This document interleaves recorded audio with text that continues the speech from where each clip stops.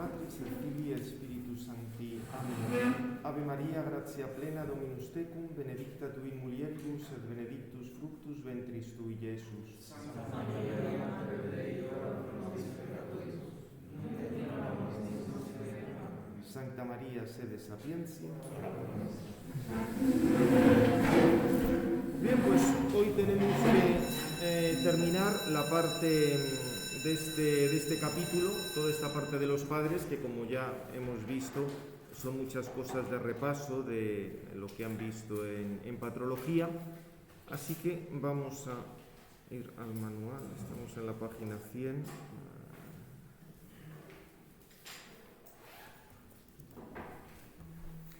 Vamos a ver de los apologetas. Me interesa que veamos aquí, pongo un montón de textos sobre las aportaciones de los apologetas a la antropología. Recuerden que lo que les tiene que quedar claro es esto, o sea, el resumencito este. Dan una gran importancia al cuerpo frente al desprecio del mismo, típico del pensamiento platónico.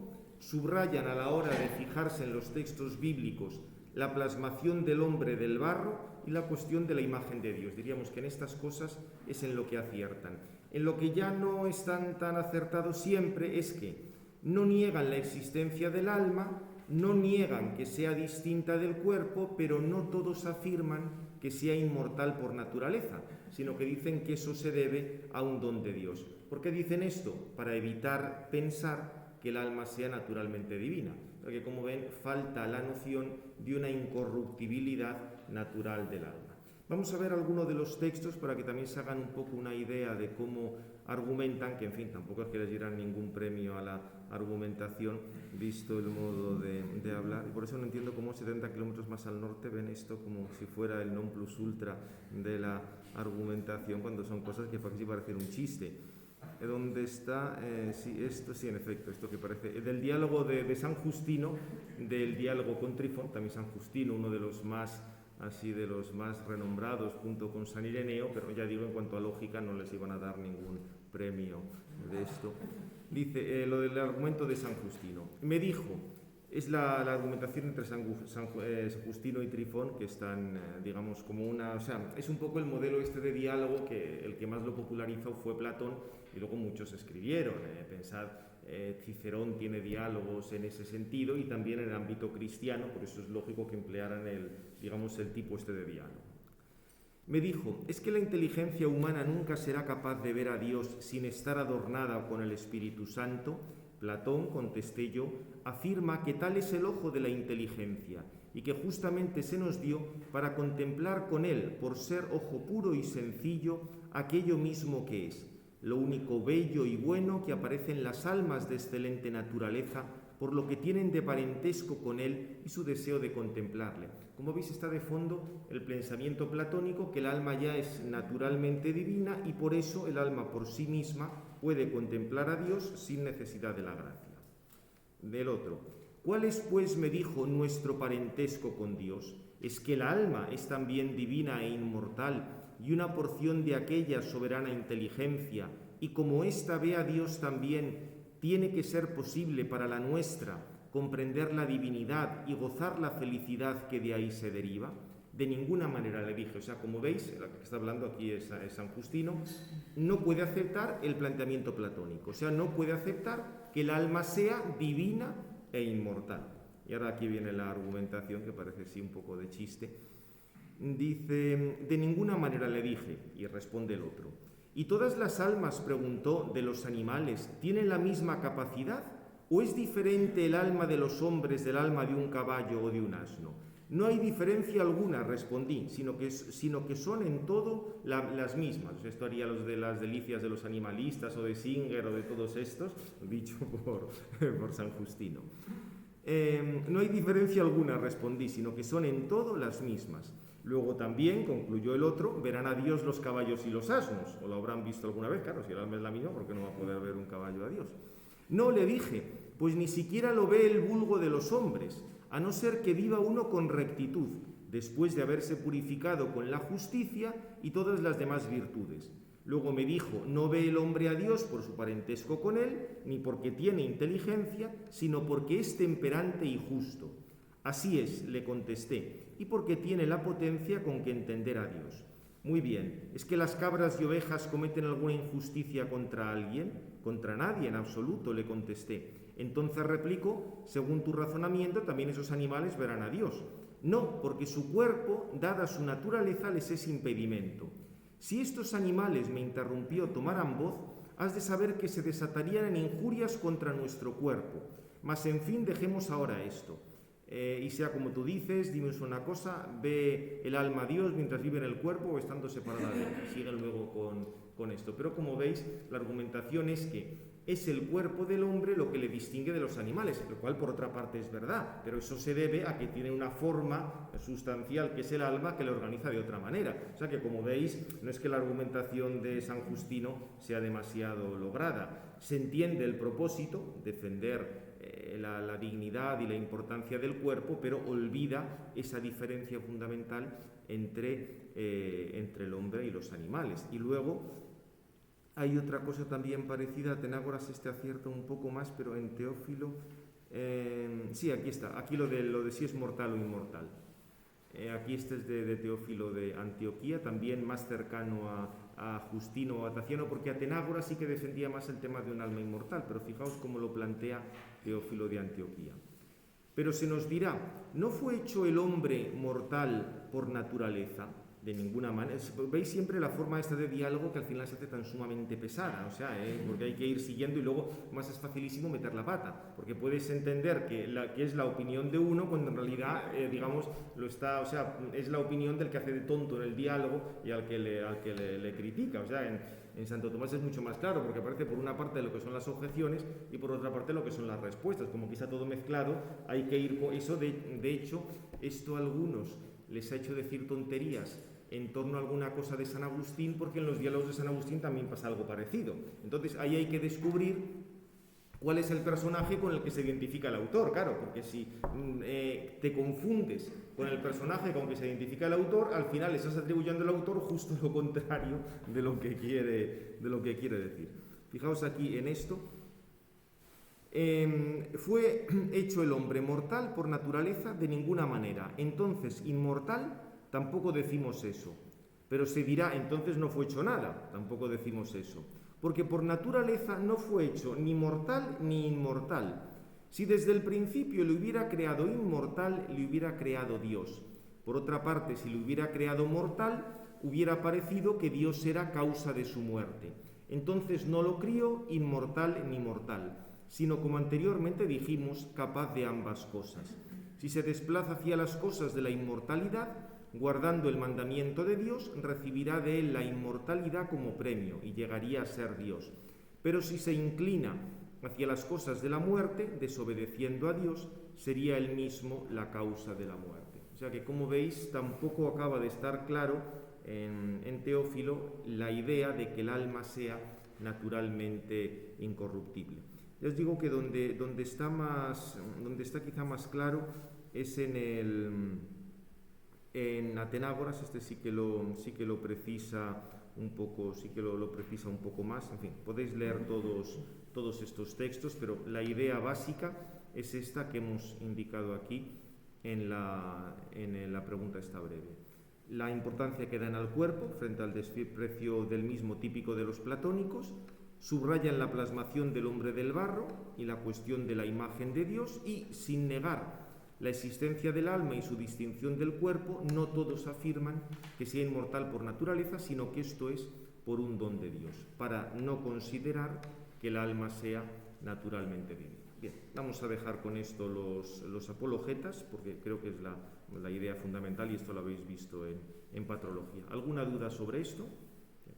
Pues vamos a pasar ahora al tema del gnosticismo, porque, como ya os dije, el gnosticismo fue la primera tenéis aquí también unas reflexiones sobre los ángeles, pero de los apologetas.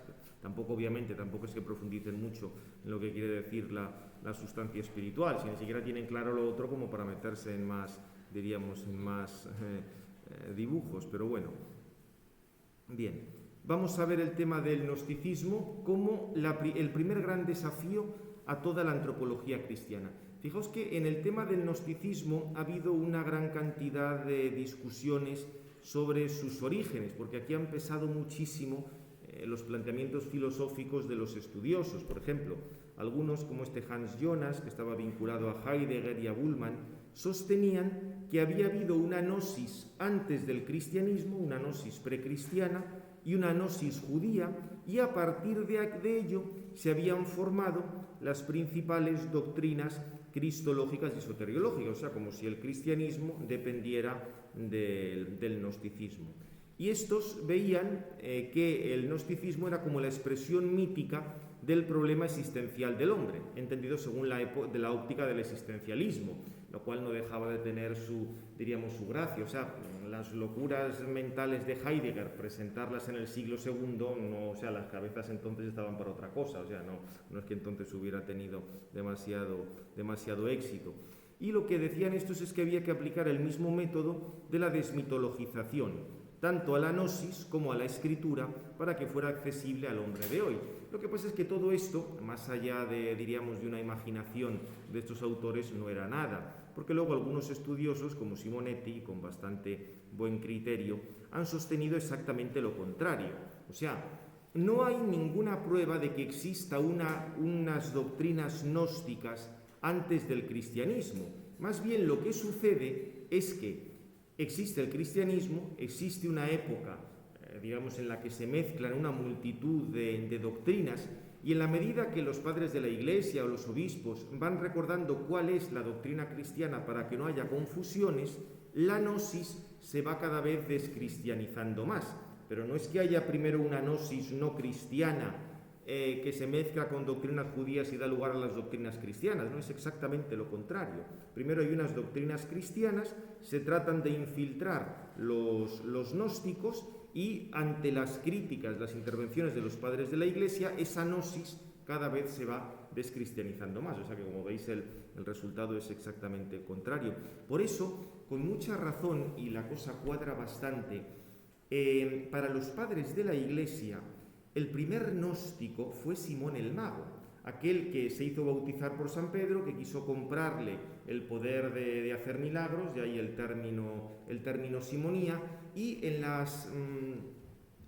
toda la literatura pseudo-clementina, o sea, la que sabéis, uno de los primeros papas, el Papa Clemente, hubo una literatura en torno, o sea, él escribió la carta a los Corintios, eso sí que es claramente de él, pero luego en torno a él hubo toda una cantidad de escritos apócrifos que no son de él, pero nos presentan, la situación de la Iglesia de Roma en el siglo I y en el siglo II. Y ahí aparecen unas historias así bastante novelescas, pero que reflejan bien el ambiente. Y ahí aparece que Simón el Mago fue a Roma y que San Pedro, que también fue a Roma, tuvo que defender o tuvo que explicar las doctrinas correctas frente a las desviaciones de Simón el Mago. O sea que en ese sentido, veis que Simón el Mago era, como lo indicaba su nombre, se dedicaba a artes mágicas, cosas que tenían que ver con la invocación de espíritus, pero al mismo tiempo era judío, pero al mismo tiempo se había hecho bautizar. O sea, como veis, es el contexto en el que se da el gnosticismo. Tomas cosas del cristianismo, tomas cosas del judaísmo, tomas cosas de las artes mágicas, de doctrinas más o menos extrañas que había. Eso exactamente es el gnosticismo. Por eso, cuando los padres de la Iglesia presentan a Simón el Mago como el primer gnóstico, nos ayuda muy bien a comprender cuál era el ambiente en el que eso se desarrolla.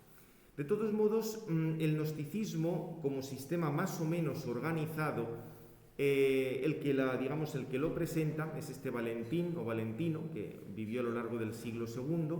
Se sabe que murió después del 160 y desarrolló parte de su actividad, por lo menos en Roma.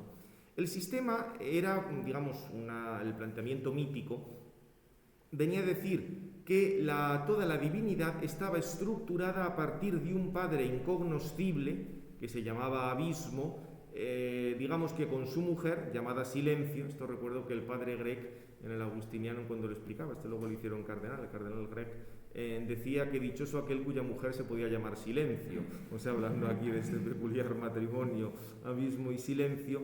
A partir de esto se engendran todo un conjunto de eones, y toda la divinidad se organiza en torno a ese mundo divino que son los eones. Hay 30 eones, porque eran tantos como la vida oculta de Cristo, divididos en un grupo de 8, otro de 10 y otro de 12, la octóada, la década y la dodécada. El último de los eones, que era Sofía, la sabiduría, quiere conocer al Padre incognoscible y ese fue su pecado. De manera que en lugar de producir otro eón a partir de Sofía, es expulsada del pléroma, de lo divino, y se convierte en Akamot, que ésta produce el demiurgo crea el mundo y por tanto ese creador del mundo, que es el demiurgo, se identifica con el Yahvé judío. Con lo cual, como veis, hay una distinción entre el Dios verdadero, que sería ese Padre incognoscible, y el Dios que aparece en el Antiguo Testamento. Y luego hablarían también de 3 clases de hombres: los íldicos o materiales, los psíquicos o animales, los neumáticos o espirituales. Estos últimos poseen los restos divinos de Sofía y debe volver otra vez al pléroma. Y para que vuelva, tiene que intervenir Cristo, que es otro eón, y este Cristo baja sobre Jesús en el momento del bautismo y lo abandona en la pasión. Cristo enseñaría a los neumáticos unas doctrinas secretas que incluyen 7 palabras para poder volver al pléroma. Y el cuerpo está destinado a la destrucción. Ya como veis, dejando aparte todas las estupideces de la cuestión esta, más allá del ropaje mítico, es una invitación del hombre a reconocer su origen divino, al que debe volver. Por una parte eso, en el hombre hay un aspecto propiamente divino, que esto, repito, estaba también en el platonismo, pero fijaos también la otra gran enseñanza del gnosticismo, y es que el mal proviene del mundo divino, y ese mal se debe a que el demiurgo ha creado mal las cosas, porque además había sido expulsado del pléroma, con lo cual hace mal las cosas, y ese mal acaba afectando al hombre. Con lo cual estas son las ideas básicas del gnosticismo. Os las resumo aquí, vamos a verlo directamente del resumen.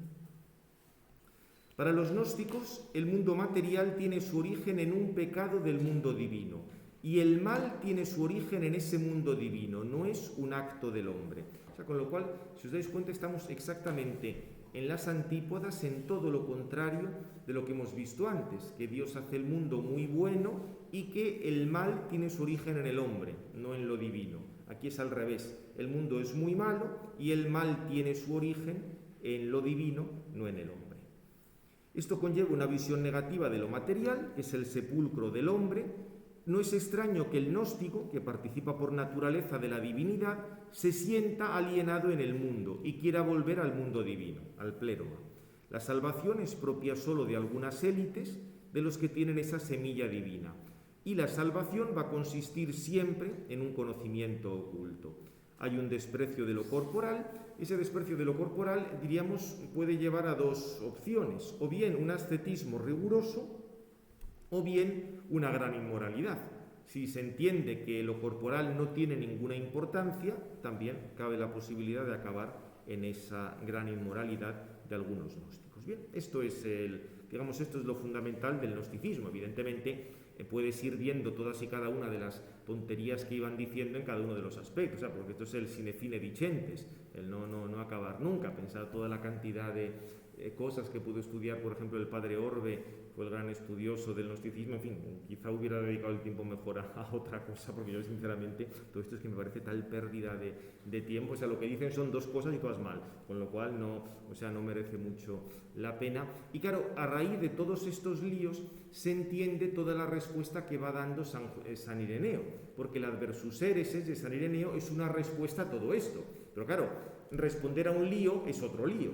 Es decir, si tú tienes que ir respondiendo a cada una de estas cosas, obviamente va a ser un lío monumental. Pero esas son las ideas básicas. Por eso fijaos, como también el Antiguo Testamento es obra de un creador malvado, todos los personajes negativos del Antiguo Testamento en realidad son algo positivo.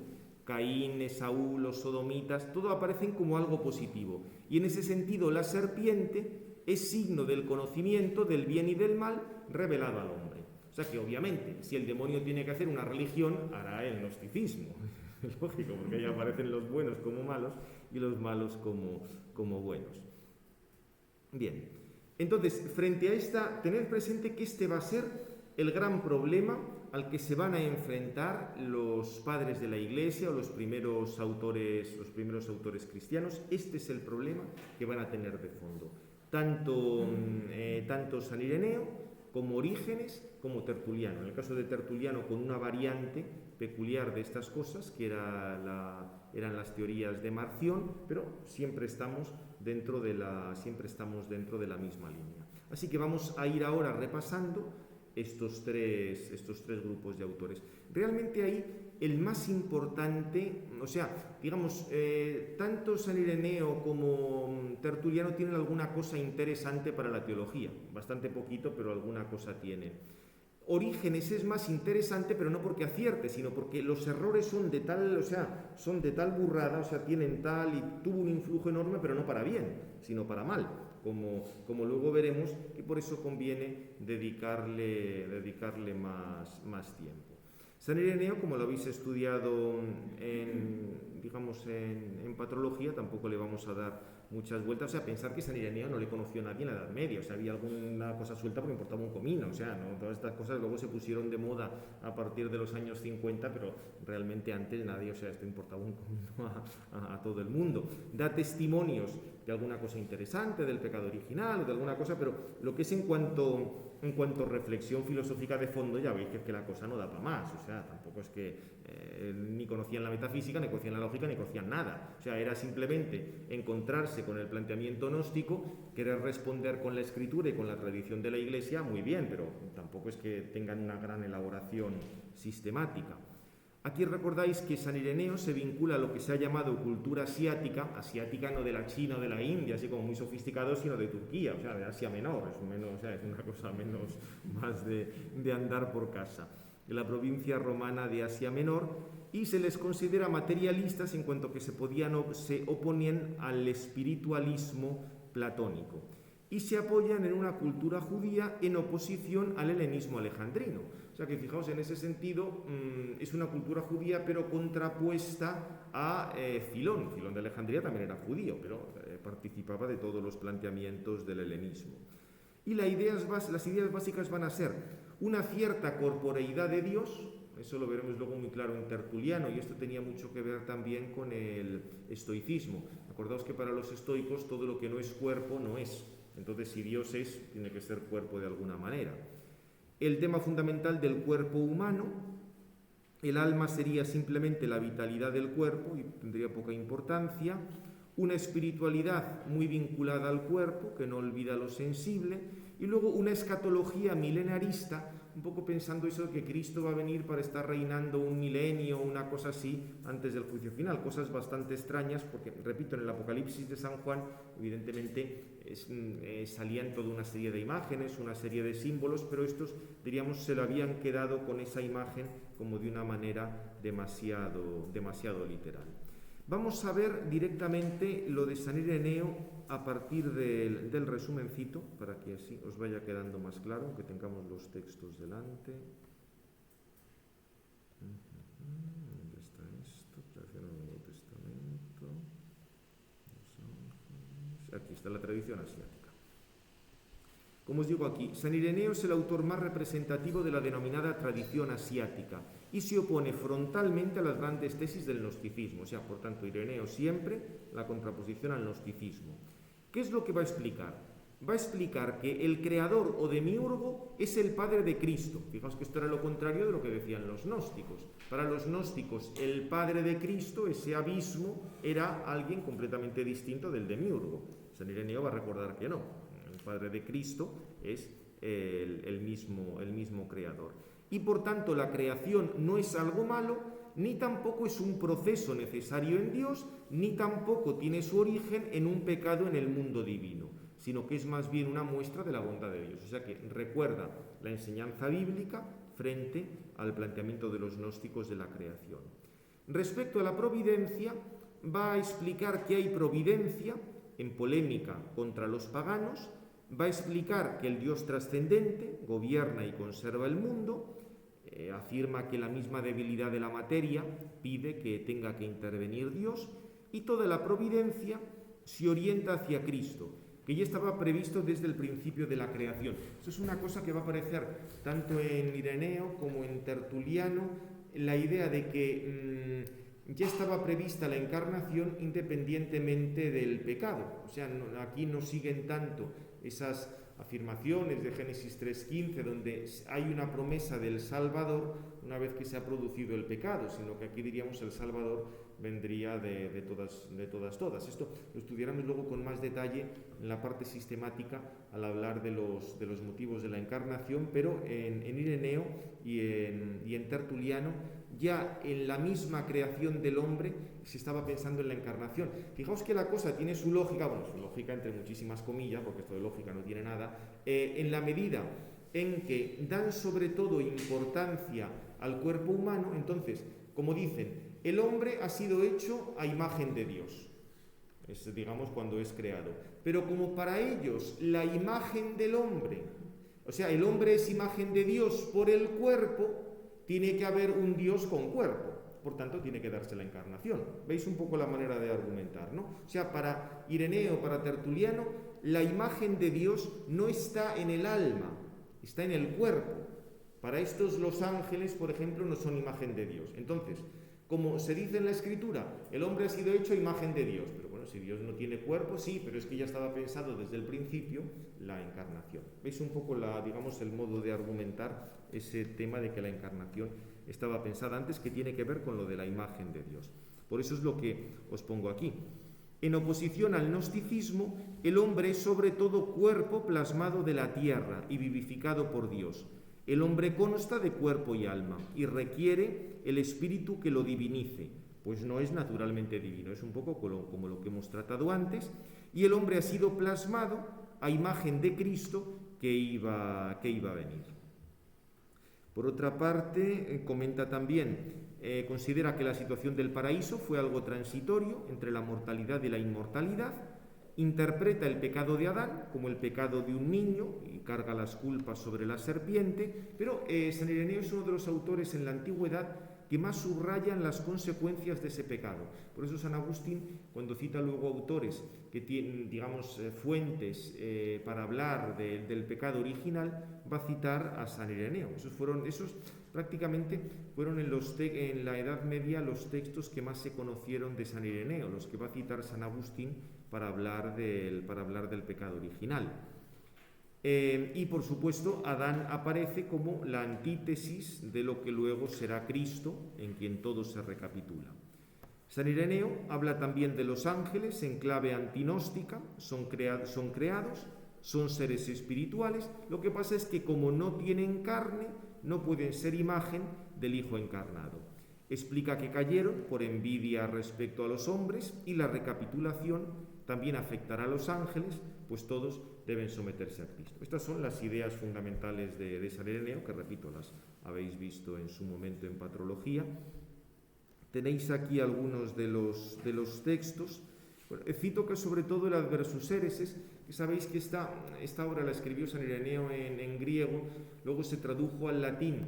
Parece que para, digamos, como tener unos materiales en la Hispania de la época frente al gnosticismo peculiar que hubo aquí, que fue el pristilianismo, de eso hablaremos en el capítulo 4. Lo que pasa es que fue una traducción tan sumamente mal hecha que ha permitido retraducirla al griego perfectamente, porque fue una traducción tipo Google, o sea, ir traduciendo literalmente palabra por palabra. Por eso por eso el texto del Adversus Hereses da patadas. O sea, cuando uno lo lee en latín dice, pero ¿quién ha escrito esto? O sea, es una cosa que suena a demonios en latín, porque es literalmente ir tomando palabra por palabra y traduciéndolo del griego. Por eso luego han podido reconstruir el original griego con bastante facilidad. Veremos que luego con Orígenes sucedió lo contrario.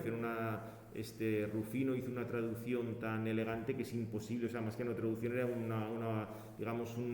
una operación de maquillaje, o yo más bien diría de cirugía estética, o sea, diríamos, rehizo completamente lo de Orígenes, pero en el caso de San Ireneo, la traducción, que parece que es del siglo IV o inicios del siglo V, es completamente literal. Bien, aquí está lo de toda la providencia orientada hacia Cristo. Tenéis ahí los diversos textos. Fijaos, por ejemplo, lo de la estructura del hombre, carne, alma y espíritu. Son tres las cosas de las que consta el hombre perfecto: la carne, el alma y el espíritu. Una de ellas es la que salva y le configura, que es el espíritu. Otra, la que es unida y conformada, que es la carne. Y la que hay entre estas dos, que es el alma, la cual algunas veces, cuando sigue al espíritu, es elevada por él, pero otras veces, cuando esté de acuerdo con la carne, cae en los deseos terrenos. Y la idea esta de que el hombre es imagen de Dios porque es imagen de Cristo, el verbo que iba a venir, un poco lo que os he comentado antes. Por esto, el mismo Adán ha sido denominado por Pablo figura del que debía venir. En efecto, el verbo artífice de todas las cosas había prefigurado en él, en Adán, la futura economía de la humanidad, de la que se habría revestido el Hijo de Dios. Dios había establecido en primer lugar el hombre animal, evidentemente para que fuese salvado por el espiritual, puesto que preexistía el Salvador, debía venir a la existencia también el que debía ser salvado, para que el Salvador no fuera inútil. Claro, se alegra la buena intención de lo que dice, pero aquí dice una cosa que no tiene ni pies ni cabeza. Cuando dice que preexistía el Salvador, a menos que diga que preexistía la humanidad de Cristo, lo cual es difícilmente aceptable, preexistiría el Verbo, no el Salvador. O sea que, como veis, ya digo, se entiende un poco todo este planteamiento antinóstico de San Ireneo, pero tiene los límites que tiene. Fijaos, al hombre lo plasmó Dios con sus propias manos, tomando el polvo más puro y más fino de la tierra y mezclándolo en medida justa con su virtud. Dio a aquel plasma su propia fisionomía, de modo que el hombre, aun en lo visible, fuera imagen de Dios. Bien, y como siempre, o sea, lo que está también de fondo, os lo recuerdo aquí, el tema de evitar considerar que el alma ya es naturalmente divina. Y luego, respecto al pecado de Adán y las consecuencias, fijaos, aparece con bastante claridad. El diablo, al persuadirle de la desobediencia del mandato divino, provocó su propia ruina, al mismo tiempo que hacía al hombre pecador. O sea, recuerda que por el pecado original ha quedado el hombre constituido como pecador. Éramos nosotros los vasos y la casa suya, estando como estábamos en apostasía, porque usaba de nosotros a su antojo y el espíritu inmundo habitaba en nosotros.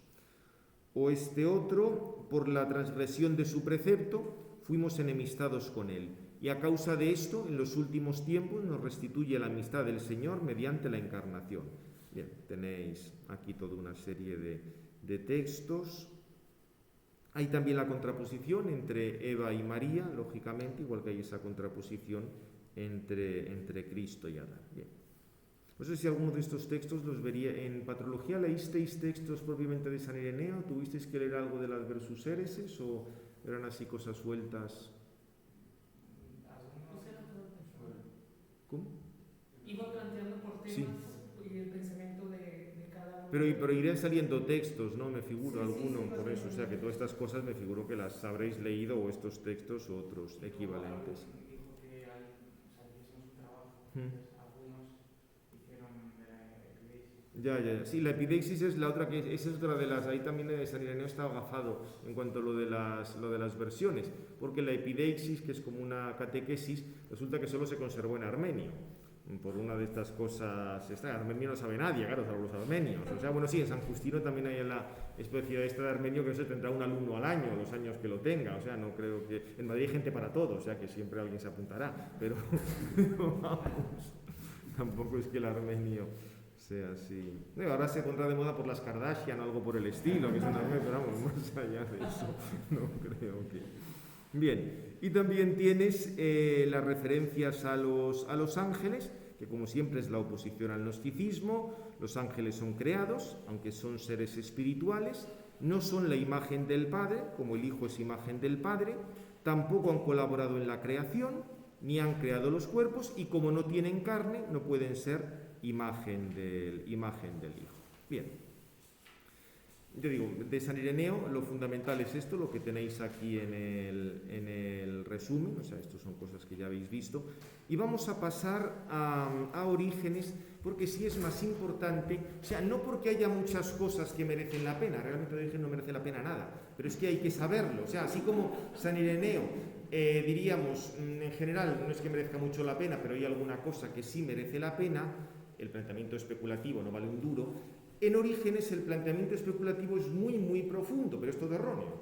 O sea, y dio lugar a toda una cantidad de desastres que pasaron después. O sea, pensad que tanto el arrianismo claramente depende de Orígenes, el nestorianismo va a depender de Orígenes y el pelagianismo, no en la versión primera de Pelagio, porque Pelagio tampoco es que, digamos, especulativamente diera mucho de sí, pero luego lo que se llamó, aunque el término no sea muy correcto, semipelagianismo, los restos de pelagianismo en los monjes de Marsella y demás, que eso luego tuvo una historia larguísima, comentaremos algo, eso sí que depende de Orígenes. Pensad que Pelagio en cierto modo era como la antítesis de San Jerónimo, o sea, los dos tenían el mismo mercado, querían dirigir a las millonarias devotas romanas y claro, se sabe que en un mismo corral no caben dos gallos, hay que acabaran a matar unos y otros. Pero o sea, el mercado ese de las millonarias romanas para dirigirse espiritualmente, o sea, ha sido siempre muy, muy cotizado. Acordaos dónde fue San Ignacio en cuanto pudo. O sea, Roma se presentaba como el director de la Madama, que era la hija adulterina del emperador, Margarita de Parma, casada con el nieto sacrílego del Papa, que era Pablo III. O sea, digamos, una gloria de familia. Pero en general, todas las millonarias romanas para buscar directores espirituales tiene una historia larguísima. Bien. Vamos a ver lo de Orígenes. Fijaos, la base de Orígenes, o sea, porque el propósito era bueno. El problema es que el resultado fue un desastre. El propósito fundamental de Orígenes, autor principal de la tradición alejandrina, era exponer el mensaje bíblico de acuerdo con la sabiduría griega. O sea, hasta entonces ya muchas de las cosas las había dicho antes Filón. Lo que pasa es que pesó mucho más la sabiduría griega que el mensaje bíblico. Y al igual que San Ireneo, el objetivo fundamental de Orígenes van a ser los gnósticos. Solo que en el caso de Orígenes, lo que va a hacer Orígenes va a utilizar el platonismo contra el gnosticismo. Obviamente no se va a centrar en el aspecto del gnosticismo de que el cuerpo era malo, sino en el aspecto del gnosticismo que eliminaba la libertad. Porque acordaos que para los gnósticos todo estaba determinado por el tipo de naturaleza que hubiera. Entonces, lo que va a hacer Orígenes va a ser sobre todo toda una argumentación para salvar la libertad. Y va a apoyarse fundamentalmente en el platonismo. De ahí que hay motivos para pensar que gran parte de las reflexiones de Orígenes es lo que dieran lugar al neoplatonismo. Ahí hay una cosa bastante extraña, lo veremos al comienzo del próximo tema, cuando hablemos del neoplatonismo. Sabéis que depende fundamentalmente de Plotino. Plotino escribió ya cuando era bastante mayor y según escribe el que fue su editor, Porfirio, tuvo algunos maestros, entre los cuales estaba un tal Ammonio Sacas, del cual no se conocen demasiadas cosas, y habla también de un cierto Orígenes. Lo que no se sabe es si ese Orígenes, que fue uno de los maestros de Plotino, es el mismo Orígenes, el escritor cristiano, o es otro. Desde luego, si no lo es, lo que decía se debía parecer mucho. O sea, que era bastante... Porque además también Orígenes, de nuevo, pensad que también era muy dado a la dirección espiritual de las millonarias. Esto ya digo que aquí es que no, esa vocación ha sido omnipresente. Estuvo en algunos diálogos con Julia Mammea, esta que han puesto de moda alguna de estas novelas, pero hubo algunos personajes importantes en Roma que, aun siendo paganos, querían conocer algo del cristianismo, y en ese sentido Orígenes, diríamos, se supo mover para relacionarse con unos y con otros. O sea que la idea básica es, o sea, el propósito es el mismo que el de San Ireneo. combatir el gnosticismo, solo que los instrumentos van a ser completamente distintos. Va a utilizar la sabiduría griega, fundamentalmente el platonismo, contra el gnosticismo. ¿Os queda esto claro, no? Esta es la idea básica, el horizonte fundamental que tenéis que tener claro en Orígenes. Os comento aquí, digamos, el precedente, que había sido Filón, muy considerado por todos. Digamos, también está vinculado a esa escuela de Alejandría. Había habido antes otros maestros como Panteno o Clemente. Más era una escuela catequética, debía ser bastante sui generis, como gracias a Dios entonces no existían ni las conferencias episcopales, ni las delegaciones de catequesis, ni nada por el estilo. Era más bien algo, diríamos, de tipo privado, o sea, dependía de la libre iniciativa, y ahí es donde había intervenido bastante Orígenes. Lo que pasa es que, esa fue una de las desgracias, que la mala pata que tuvo Orígenes, que coincidió con un momento en el cual estaba afirmándose enormemente la autoridad episcopal.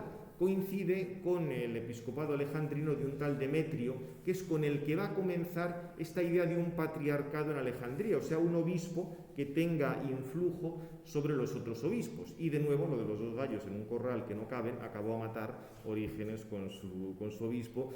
Tuvo que ir luego a Cesarea, que es donde le ordenaron presbítero. En fin, la cosa, o sea, la historia de Orígenes es entretenidísima desde el punto de vista de la biografía, pero ahora nos interesa menos. O sea, la idea clara es eso.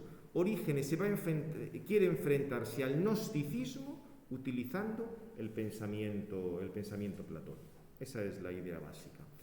Va a recordar, vamos a leer aquí un texto muy interesante para comprender bien lo que dice Orígenes. Porque al hablar que Dios ha creado de la nada, fijaos que Orígenes entiende que la creación forma parte del dogma cristiano, pero son cosas en las que hay que profundizar. Fijaos aquí. Para entender todo el pensamiento de Orígenes, lo tenéis en este punto que os pongo aquí. Esto está tomado del De Principis.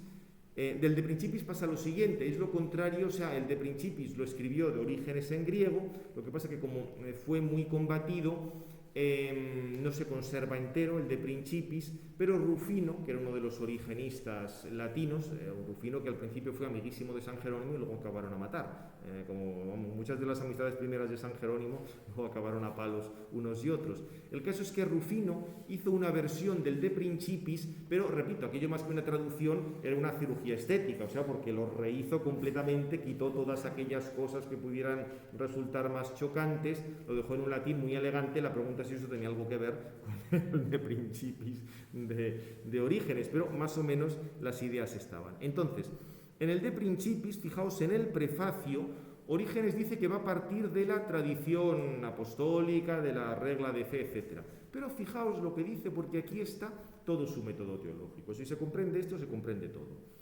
Hay que saber que los santos apóstoles que han predicado la fe en Cristo han transmitido muy claramente a todos los creyentes, incluso aquellos que parecían demasiado perezosos para dedicarse a la investigación de la ciencia divina, todo lo que han creído necesario. O sea, los apóstoles han dejado lo necesario para la salvación. Y aquí viene el problema.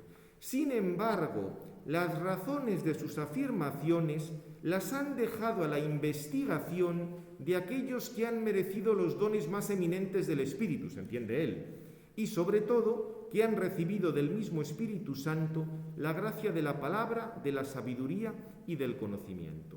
Con lo cual, lo que está diciendo, o sea, esto es literalmente el semirracionalismo, en el sentido de que los apóstoles han dejado la fe, pero ahora los listos tenemos que buscar las razones de esta fe. Las narices vas a encontrar las razones de la fe. Si es algo sobrenatural, no vas a encontrar las razones demostrativas de la fe. Este va a ser el problema en el que se mueva continuamente Orígenes. O sea, el deseo de buscar las razones de la revelación le va a llevar en más de una ocasión a decir cosas que son contrarias a la misma revelación, porque encontrar las razones demostrativas de la revelación evidentemente es imposible. Pero este va a ser el método de Orígenes. Y fijaos, aquí os resumo, os pongo lo que he dicho antes.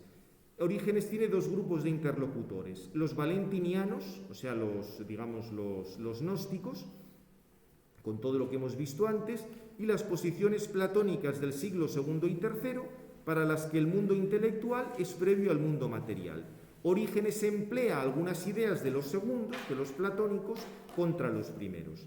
Para explicar el problema del mal, afirma que hay una primera creación de seres intelectuales que caen de su situación por su propio pecado, y así comienza el mal en el mundo. Orígenes lo propone a manera de hipótesis, pero de hecho está presente en toda su amplia obra. O sea que esta es digamos, la línea fundamental. Ahora vamos a ver el desarrollo de las cosas básicas. O sea, recordad aquí, se va a oponer a los gnósticos y va a defender la libertad de las criaturas. El tema de la creación, todas estas cosas, hasta ahí normal, pero fijaos, al decir que en la creación interviene el Hijo y que la creación depende enormemente del Hijo, como insiste Orígenes mucho en que el Hijo ha sido engendrado desde toda la eternidad, ¿qué es lo que acaba de decir? Que la creación es eterna. O sea, el lío estaba. Para los apologetas... Bueno, hacemos la pausa y ahora seguimos.